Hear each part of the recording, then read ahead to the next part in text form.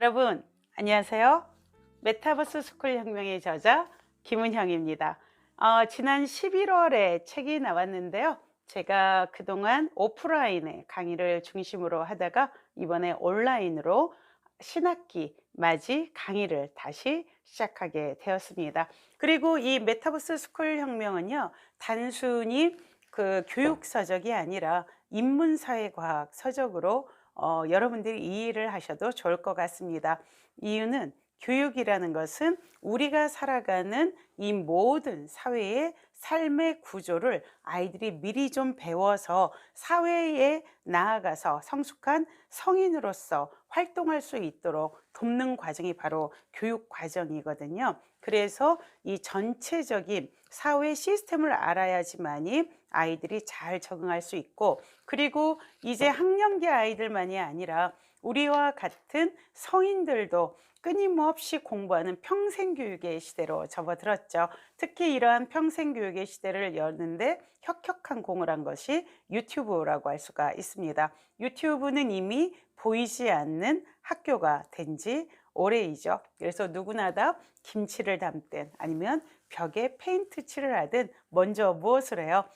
유튜브를 먼저 찾아봐 라는 이야기를 듣곤 하는데, 예전에 우리가 선생님한테 여쭤봐 라고 했던 말과 다를 바가 없는 시대가 되었습니다. 그래서 특히 우리가 코로나로 인해서 이 메타버스 시대가 온라인 시스템 속에서의 새로운 사회 시스템, 그리고 그에 따른 교육 시스템, 그리고 우리의 뭐 가족 제도랄지 사람들의 커뮤니티, 이 모든 우리의 라이프 스타일이 바뀐 상태입니다. 그래서 이 메타버스 스쿨 혁명 안에서도 제가 첫 책 엄마의 라이프 스타일 아이의 미래가 되다에서 여러분들에게 제안 드린 것과 마찬가지로 라이프 스타일을 중심으로 해서 우리의 삶의 변환과 그리고 또 그에 따른 교육의 변화에 대해서 말씀드리고 있습니다.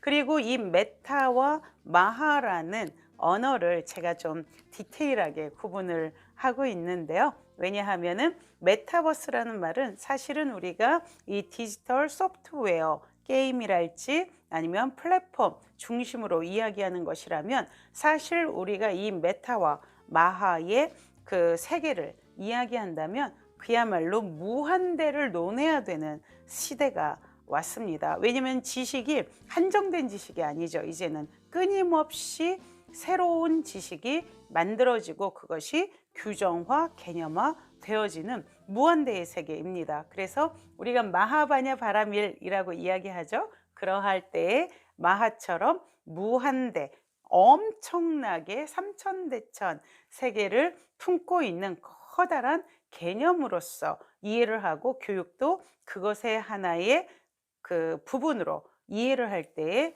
여러분들이 미래 교육에 대해서 훨씬 더 이해하기가 쉬울 것이다 라는 생각이 듭니다. 자, 그럼 먼저 오늘 이 메타버스 스쿨 혁명의 책이 어떤 구조로 되어져 있는지 들에게 말씀을 드리도록 하겠습니다. 메타버스 스쿨 혁명은 전체가 3개의 챕터로 이루어져 있습니다. 여기 보시면 1, 2, 3 보이죠? 그래서 첫 번째 챕터가 메타버스 스쿨 혁명의 시작이고요. 두 번째가 메타버스 시대 필수 과목, 그리고 세 번째 챕터가 메타버스 시대 라이프 스타일 교육해서 첫 번째는 이 메타버스 스쿨 혁명이 이 사회의 시스템이 디지털 전환되면서 이제 학교가 어떻게 완벽한 그러한 그 변신을 구해야 되는가, 교육의 관점에서 말씀을 드리고 있고, 두 번째는 메타버스 시대 필수 과목, 학교에서의 이러한 변화는 어떻게 구체적으로 우리가 줄 수가 있는가, 학령기 아이들의 교육과정 중심으로 기술을 하고 있습니다. 그리고 세 번째 메타버스 시대 라이프 스타일 교육은요, 미래 교육의 하나의 대안이죠.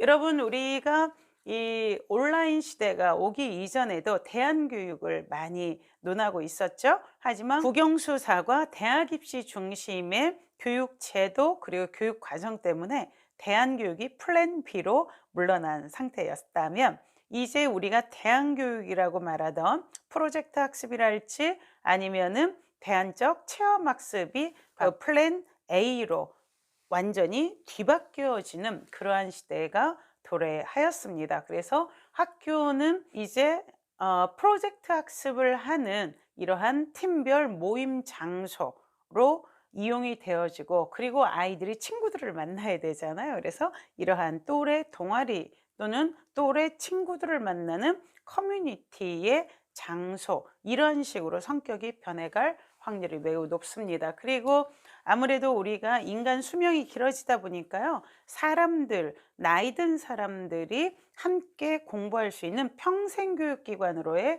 발전도 바로 이러한 미래 교육의 새로운 발전 방향이다, 이렇게 볼 수가 있겠습니다.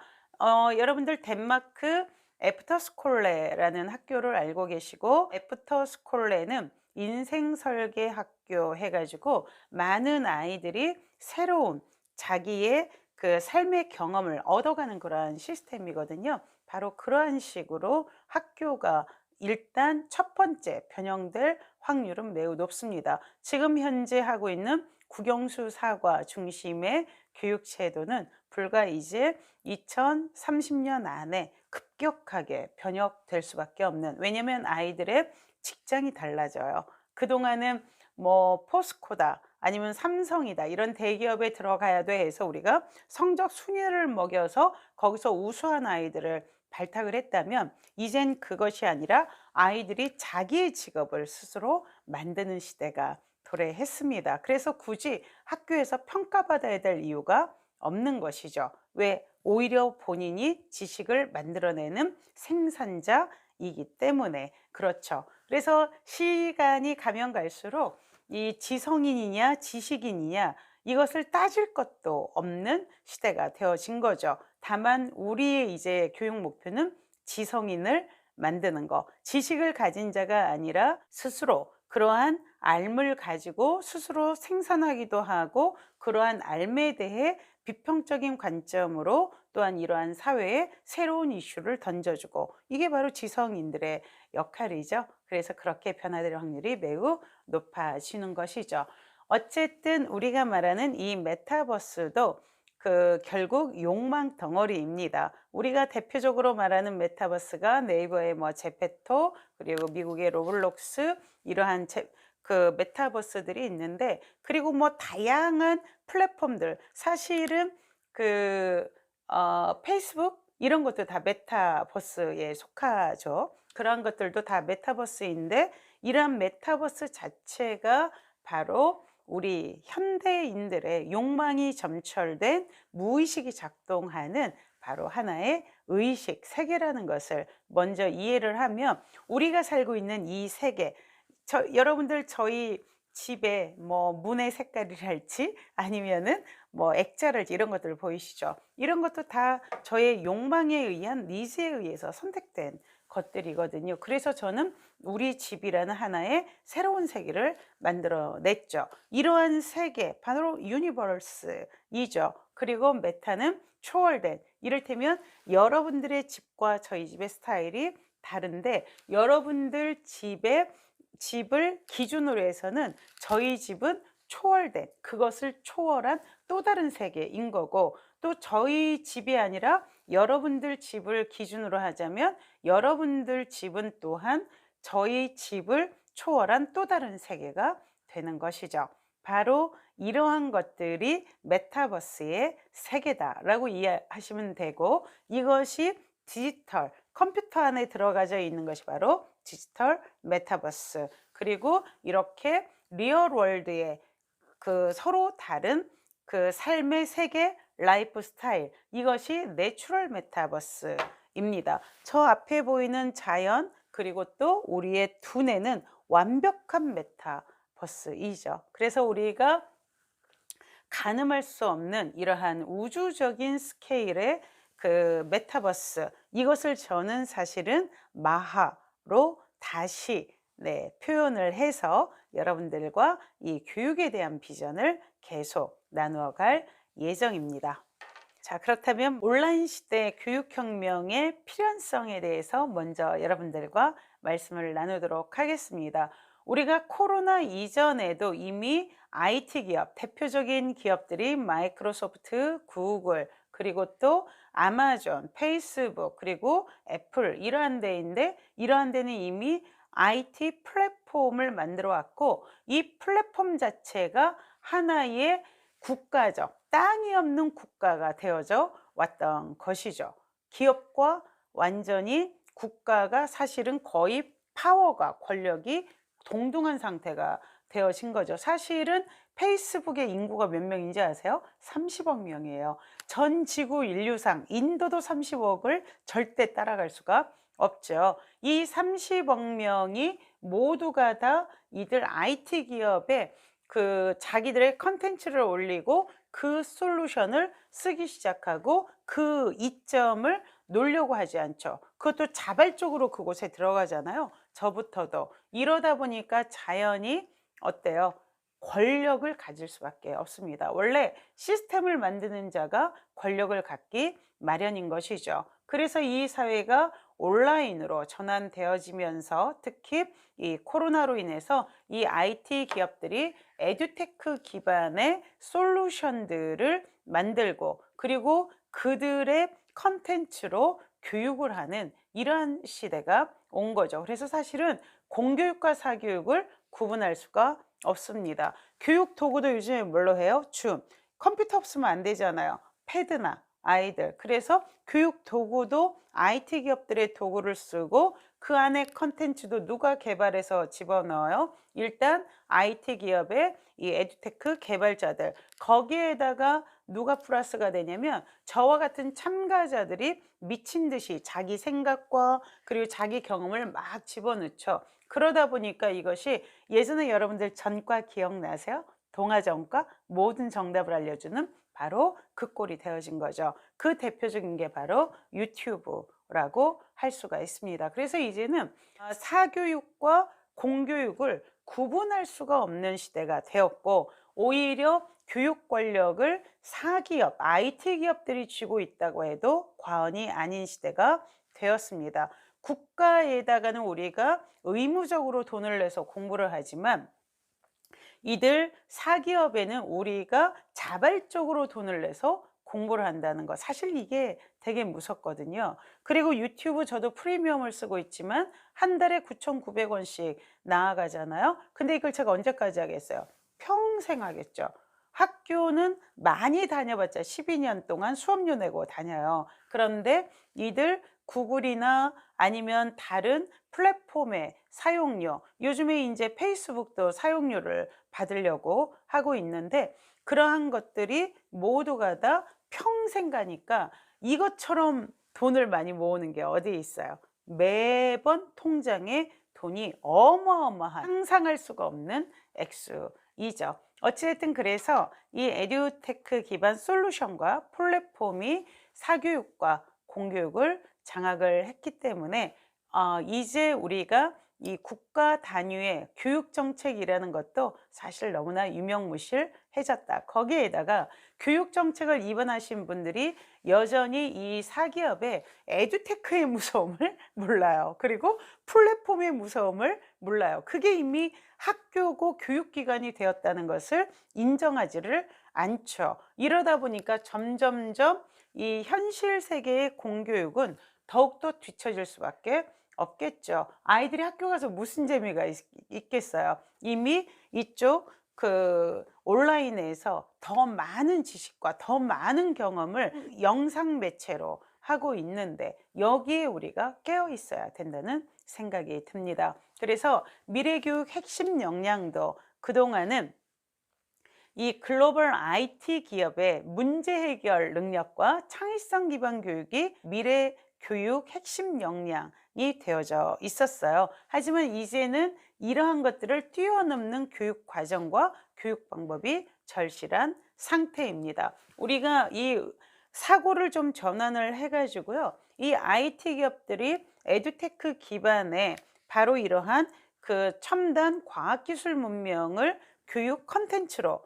가지고 있고 그러한 교육 방법과 그리고 그런 교육 도구를 사용한다면 오히려 국가 단위 교육에서는 그 이전에 전통 사회에서 진행해 오던 슬로우 라이프의 삶을 다시 교육해야 될 시대가 왔다라는 것이죠. 제가 뒤에도 말씀드리겠지만 이 교육 그 내용 자체가 이제는 자급자족적인 경제 활동을 위한 농업과 같은 슬로우 라이프의 새로운 삶의 기술들을 가르쳐야 되는 그러한 시대가 도래했다는 이야기입니다. 그런가 하면은 메타버스 시대의 그 교육 목표 또한 아이들의 이 고도로 발달된 디지털 지능을 더 북돋아 주고, 그리고 인간됨의 근본인 자유와 자기 본성을 지키며 살아가기 위한 완전히 새로운 교육을 준비해야 되는 상황인 거죠. 그래서 우리가 조금 더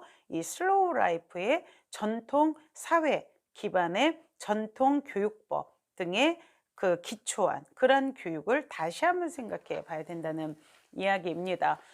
자, 그런가 하면은 이 메타버스 시대의 교육 목적은요, 로봇이 클릭을 대신해 주는 시대가 곧 도래할 거예요, 아마도. 그런데 문제는 이 로봇의 클릭이 얼마나 정확할 것인가 라는 이야기죠. 제가 말씀드리는 것은 이것이 거기에 닿는 터치를 말하는 것이 아니라 내가 생각하는 대로의 클릭을 이야기하는 거죠. 지금 여러분들 앨런 머스크가 우리 브레인에 칩을 심는다고 이야기하잖아요. 그래서 뭐 이 중추신경이 파손되고 이런 사람들을 돕는다 하는데, 이건 뉴럴링크는 진짜 위험한 거죠. 이 메타버스 시대는 상상력을 현실로 만들어내는 능력 자체가 부귀영화의 지름길이 되기 때문에 바로 지금 IT 기술도 다 상상력이었거든요. 핸드폰도 상상력이었잖아요. 예전에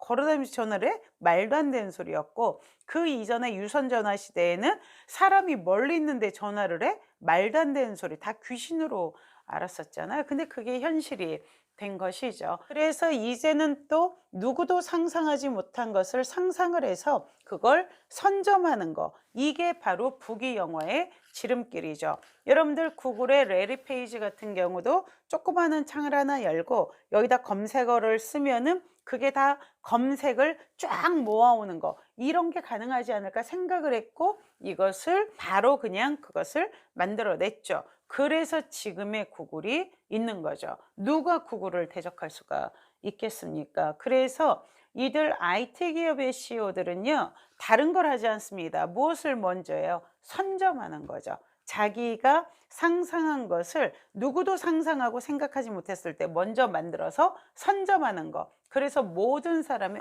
저거 사야겠는데 하고 몰려가게 만드는 게 바로 이 IT 기업들의 기업 전략의 1번입니다. 그리고 상품 권력 사회에서 생각의 한계는 소비의 한계를 만들고 그 자체가 라이프 스타일이 되어서 한 개인의 삶이 되고 운명이 된다. 사주팔자 볼 필요가 없죠.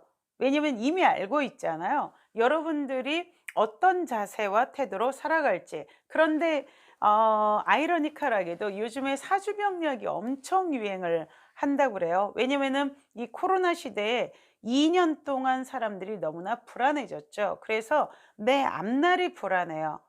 내 앞날이. 그 앞날이라는 것이 뭐예요? 결국 내가 이 직장을 계속 가지고 살아갈 수 있을까? 계속 이걸로 경제생활에서 먹고 살 수 있고 아이들을 가르칠 수 있을까라는 불안이죠. 그래서 앞으로 나는 어떻게 될까요? 이렇게 묻는 것인데 사실 그것을 물어볼 필요가 없죠. 여러분, 디지털 온라인 사회는요, 여러분들이 사주명리학이 만들어졌던 시대와 완전 다른 세계예요. 그래서 그러한 사주명리학이 맞을 수가 없어요. 왜? 사회가 완전히 다른 사회인데요.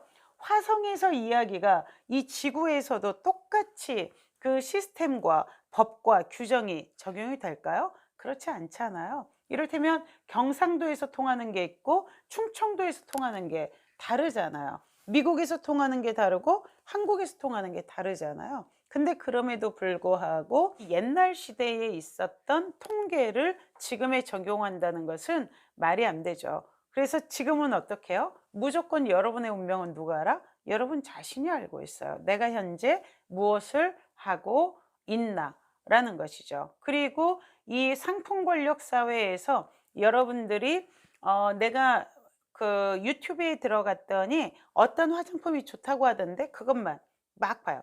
내가 인스타를 봤더니 어떤 화장품이 좋다고 하던데 그러면 그걸 먼저 바르죠. 이를테면은 이 상품 권력 사회에서 생각이 한 게 내가 단순히 '아 이 사람이 쓰니까 좋겠네.' 해서 썼을 경우에 바로 여러분들 삶의 스타일과 그리고 여러분들의 라이프 스타일의 한계를 만들어 낸다는 거죠. 그냥 그거 보고 찍어 바르기만 하지 내가 스스로 그걸 만들 생각을 하지 않는다는 거죠.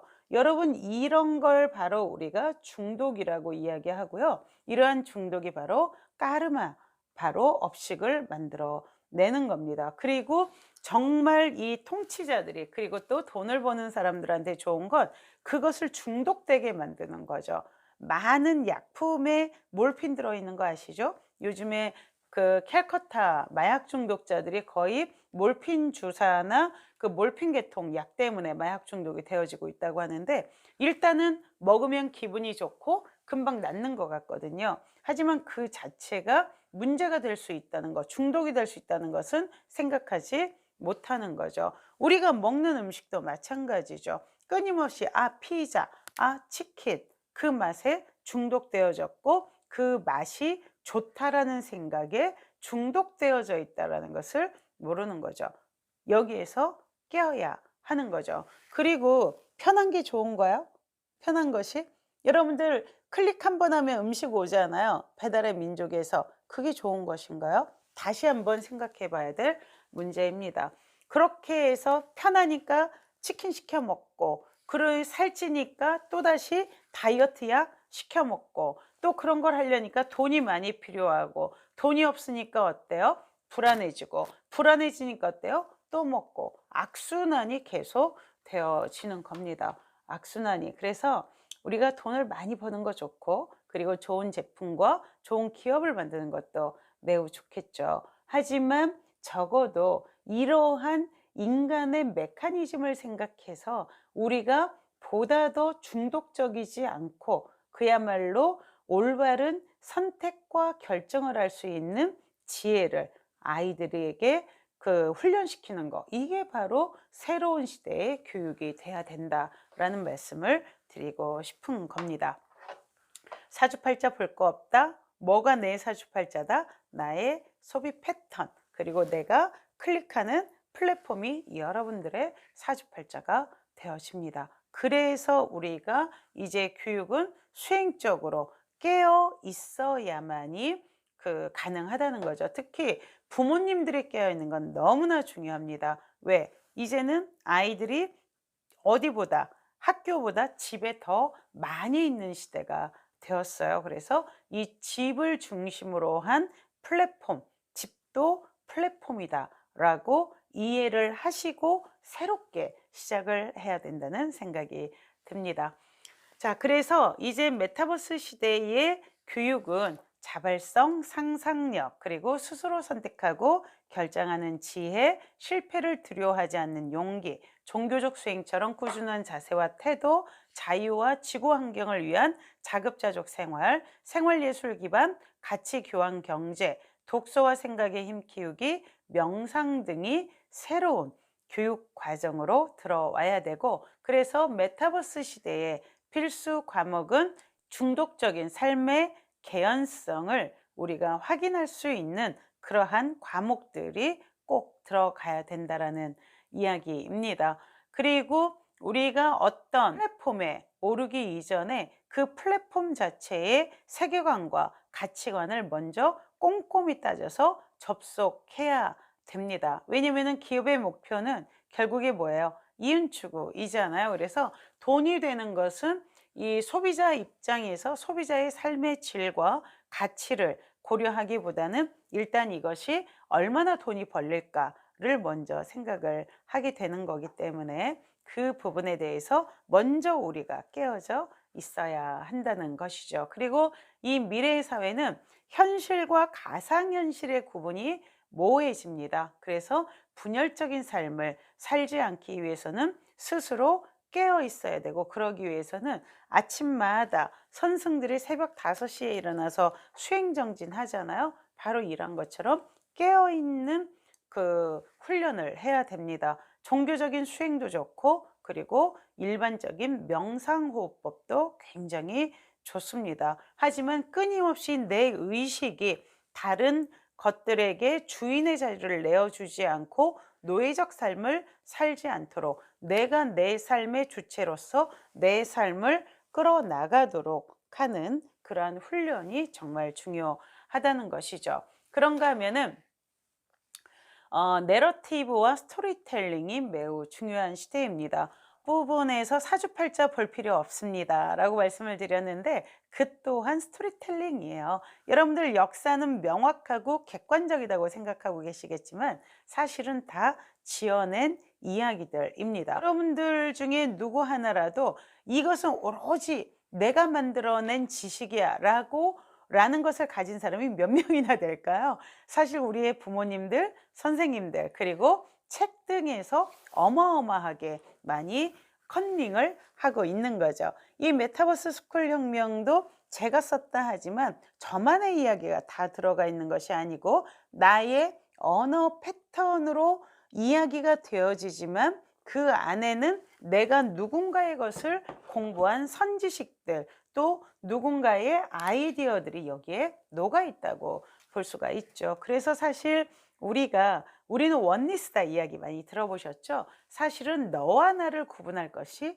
없고, 그리고 옛 것과 현대의 것을 구분할 것이 없는 지경입니다. 사실은 모두가 다 하나이죠. 이렇게 생각하면 너와 나를 구분해서 우리가 갖는 불편함, 이를테면 나는 가난한데 너는 부자야, 나는 예쁜데 너는 못생겼어, 뭐 이런 것들, 이러한 것들에 대한 구분 자체가 없어질 수가 있죠. 근데 우리가 상대적으로 다른 사람과 나를 분별해서 끊임없이 비교하기 때문에 불행도 마찬가지가 되는 거거든요. 아이들한테도 마찬가지이죠. 아이들이 힘들고 슬프고 불행하고 하는 건 끊임없이 비교를 하기 때문에 더 많이 어려워집니다. 그래서 아이들 여러분들 혹시 상담에 나가시면은 바로 이렇게 상대와 비교하지 않고 나만의 주인된 의식으로 살아가는 삶의 패턴, 사고의 패턴을 학습시키는 게 굉장히 큰 효과가 있다는 것을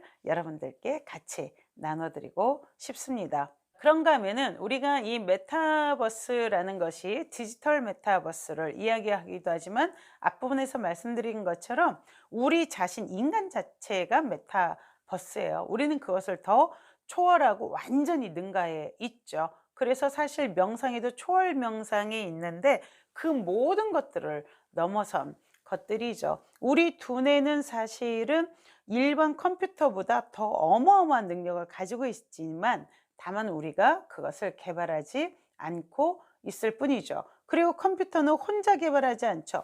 여러 사람이 해가지고 데이터화 하고 있잖아요. 그래서 더 방대하고 더 스마트해 보이지만 이것을 개별적으로 너 혼자 해봤을 때 정말 알량할 수밖에 없습니다. 제가 여기서 해봤자 뭘 얼마나 더 하겠어요. 이를테면 인터넷과 같은 그러한 시스템을 가지고 끊임없이 축적된 데이터가 교환되고 있기 때문에 거기서 폭발이 이루어지고 있는 것 뿐이죠. 그래서 우리가 우주적인 존재임에도 불구하고 이 디지털 메타버스 컴퓨터 안에 갇히게 되면 결국 우리는 노예적 삶을 살아갈 수밖에 없습니다. 끊임없이 컴퓨터에서 어느 후보 찍으세요, 어느 식품을 사세요, 어느 옷을 입으세요, 그리고 날씬한 몸이 멋집니다, 이렇게 끊임없이 우리가 날씬한 몸이 멋지다라고 생각한 거 잘 생각해 보세요.